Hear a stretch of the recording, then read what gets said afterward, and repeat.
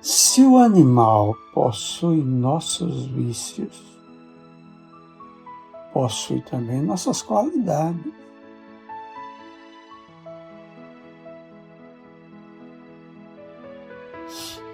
Ele é ávido de louvações e de aprovações.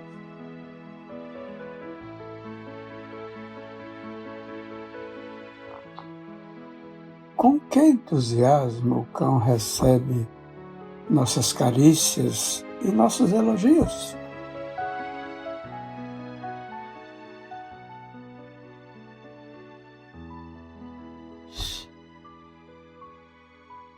Todo mundo já observou o quanto os cavalos são sensíveis às demonstrações de afeição.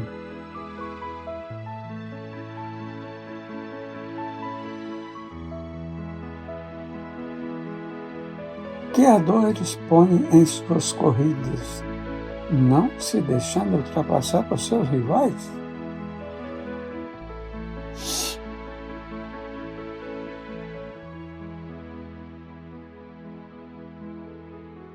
Napoleão possuía um cavalo árabe que não permitia que ninguém o montasse, exceto o palafreneiro que constantemente cuidava dele.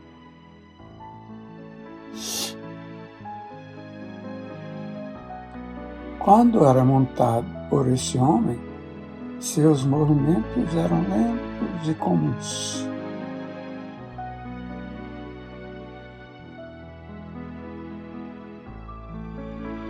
Porém, desde que ouvia os tambores tocarem nos campos, o que anunciava a presença do imperador,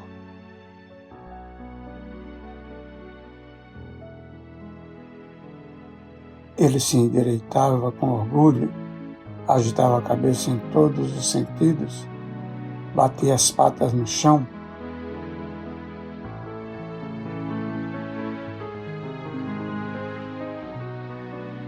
E até o momento em que seu ilustre cavaleiro descia dele, era o mais belo cavalo que se podia ver.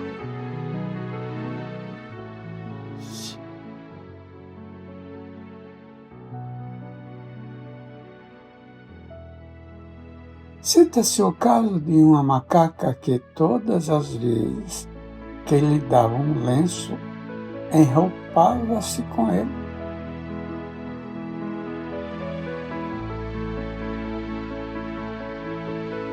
E sentia um prazer extraordinário em vê-lo arrastar atrás de si como a cauda de um vestido de corte.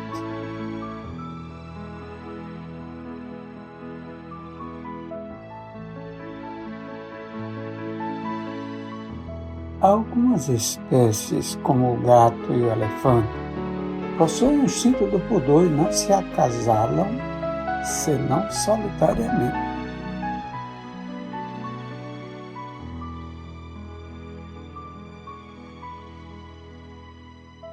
Sabe-se para que variedades de funções inteligentes puderam se adestrar os elefantes?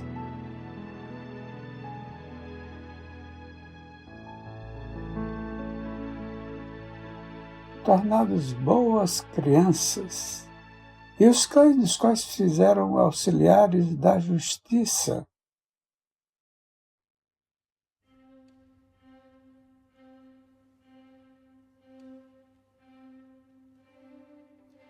Todos esses animais possuem o sentimento do dever cumprido e o testemunho por seus gestos felizes.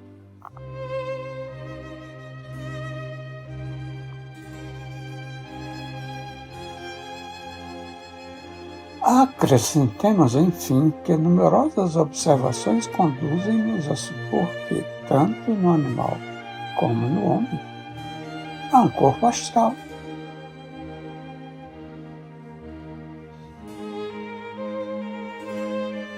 Que sobrevive ao corpo físico e que pode ser percebido pelos nossos sentidos.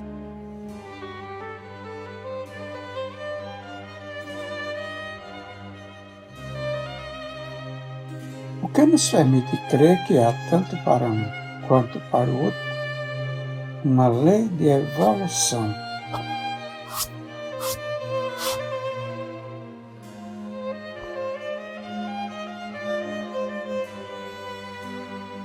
Excelente sobre o assunto, o estudo empreendido por Ernesto Bozano e publicado em português sob o título Os Animais Têm Alma?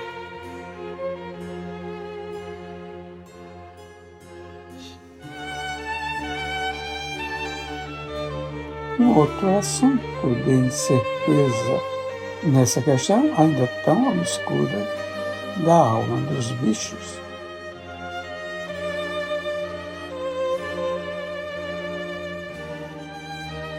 Extrai-se da comparação entre o desenvolvimento da inteligência na criança e nos filhotes de animais domésticos, como o cão e o gato.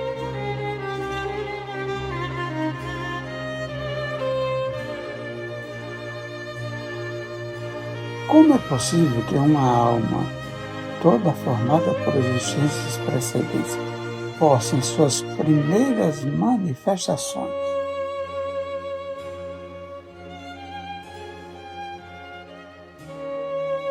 apresentar semelhanças tão impressionantes como com o simples desenvolvimento de uma força vital que evolui com o tempo?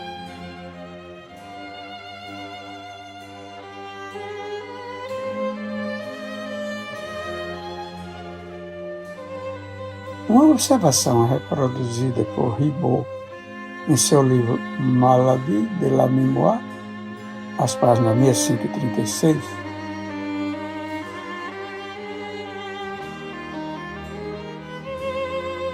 lança algum esclarecimento sobre esse problema, mostrando de que maneira uma alma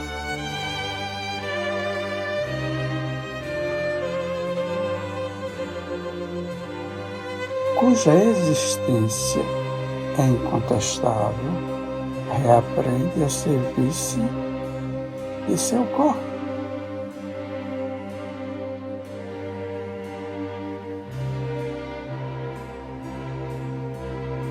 O recém-encarnado encontra-se mais ou menos na situação dessa jovem mulher de 20 anos, observada pelo professor Charpey,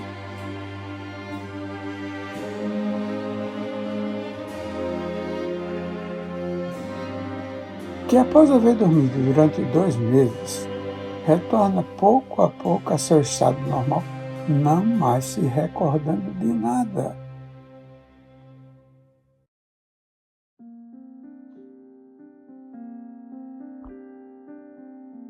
Retornando de seu torpor, ela parecia haver esquecido quase tudo o que havia aprendido.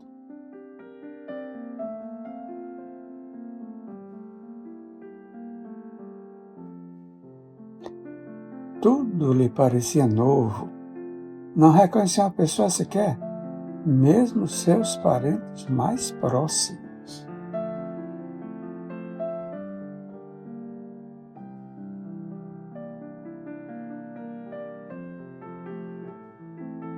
Alegre, buliçosa, distraída, encantada com tudo o que via ou ouvia, assemelhava-se a uma criança.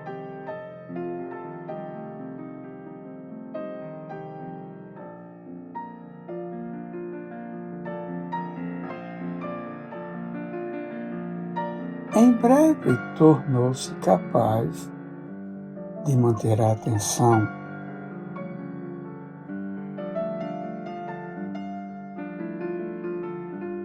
Sua memória inteiramente perdida ao que se refere a seus conhecimentos anteriores,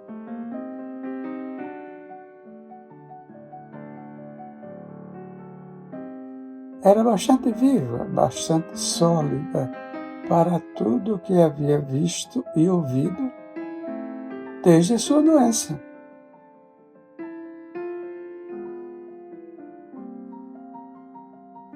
Recuperou uma parte do que havia aprendido outrora com muita facilidade, bastante grande em certos casos, mínima em outros.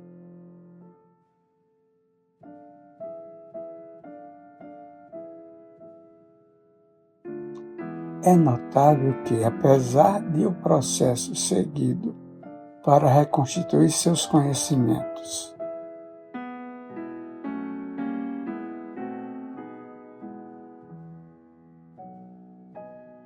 ter parecido consistir menos em estudá-los novamente do que em recordá-los, com a ajuda de seus próximos,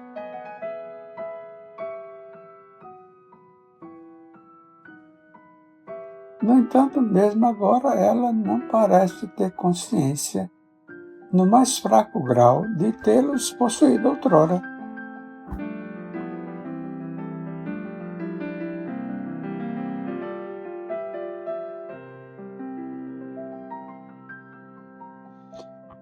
Primeiro, era impossível travar com ela uma conversação.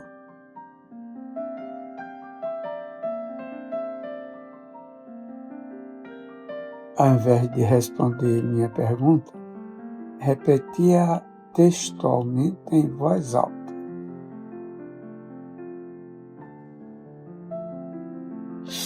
E durante muito tempo, antes de responder uma pergunta, ela a repetia inteira.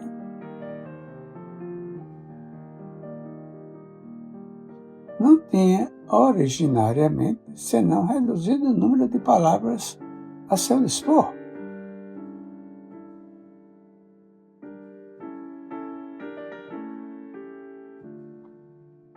Adquiriu rapidamente muitas delas, porém, cometia estranhos erros empregando-as.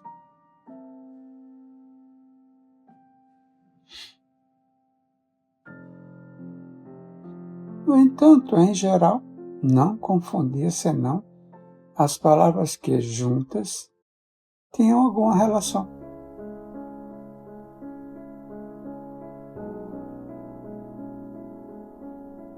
Assim, para chá, ela dizia molho, e empregou por bastante tempo essa palavra para os líquidos.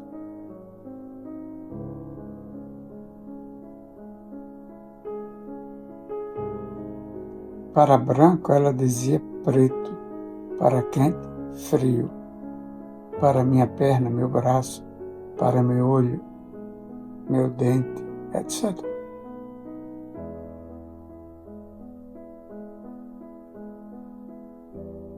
Agora, de forma habitual, usa as palavras corretamente, apesar de algumas vezes trocar suas terminações ou formar novas palavras.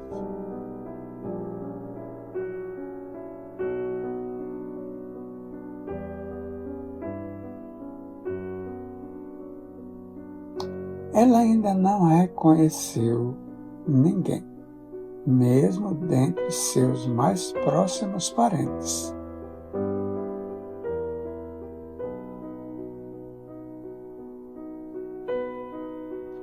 Quer dizer que não tem nenhuma lembrança de já tê-los visto antes de sua doença.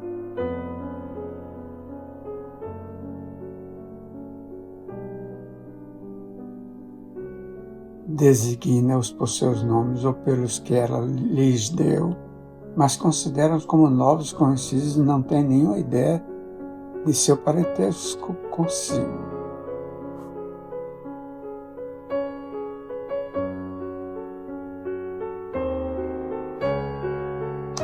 Desde a sua doença, não viu senão uma dezena de pessoas que são para ela todos os que conhece.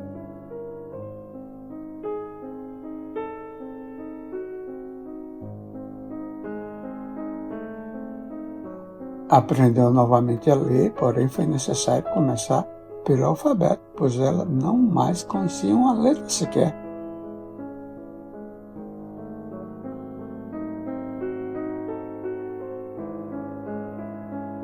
Aprendeu em seguida a formar sílabas, palavras, e agora lê sofrivelmente.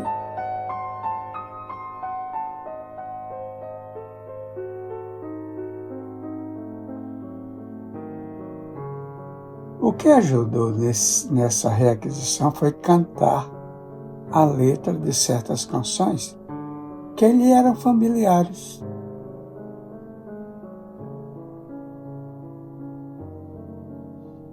E que lhe eram apresentadas impressas enquanto tocava piano.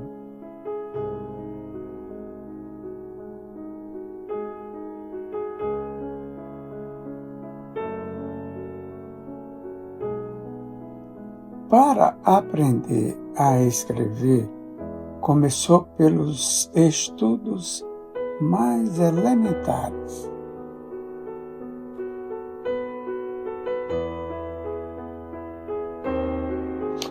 Porém, faz progressos muito mais rápidos do que uma pessoa que jamais tivesse estudado.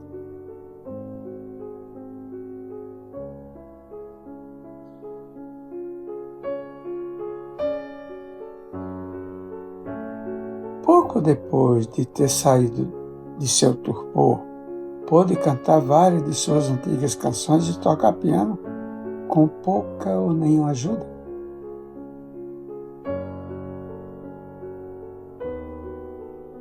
Quando canta, tem, em geral, necessidade de ser auxiliada pelas 2 ou 3 primeiras palavras de uma linha.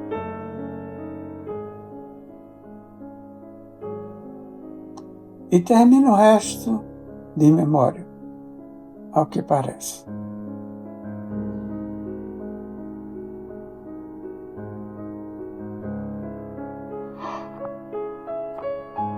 Ela pode tocar, de acordo com a partitura, várias melodias que jamais viu anteriormente.